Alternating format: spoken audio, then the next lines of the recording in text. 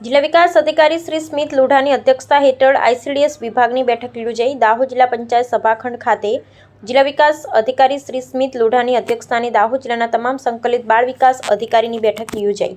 જિલ્લા વિકાસ અધિકારી શ્રી સ્મિત લોઢાએ જણાવ્યું કે આઈસીડીએસ યોજનાના તમામ લાભાર્થીઓને તમામ પ્રકારના લાભ મળે તે માટે આદર્શ આંગણવાડી કેન્દ્ર માટેની કામગીરી કેવી રીતે કરવી અને કામગીરીની ગુણવત્તા સુધારવા માટે શું કરવું અને તેના આધારે વર્કર, હેલ્પર અને આંગણવાડીનું મૂલ્યાંકન કરવા માટેના ધારાધોરણો નક્કી કરવા. આ ઉપરાંત આંગણવાડી કેન્દ્રના લાભાર્થીઓના કવરેજ વધારી વધુમાં વધુ લાભાર્થીઓને લાભ આપી પોષણ સ્તરમાં સુધારો લાવવો.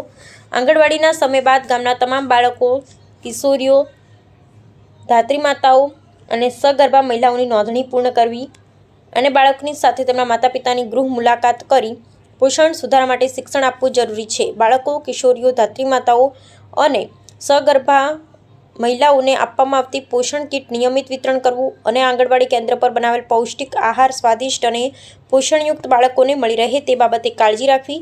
જિલ્લા વિકાસ અધિકારીશ્રીએ તમામ સીડીપીઓને સૂચન કર્યા હતા. દરરોજ આંગણવાડી મુલાકાત દરમિયાન બાળકને રાબ પીવડાવતો વાલી અને બાળક સાથેનો વિડીયો વોટ્સએપ ગ્રુપમાં અને સોશિયલ મીડિયા પર અપલોડ કરવા તમામ મુખ્ય સેવિકાને સૂચના આપવામાં આવી. સુપોષિત દાહોદ પોર્ટલમાં દરેક આંગણવાડી કેન્દ્રની ફોટોગ્રાફ સહિતની ક્વોલિટી એન્ટ્રી કરાવવાની જવાબદારી મુખ્ય સેવિકા અને સીડીપીઓ શ્રીની રહેશે.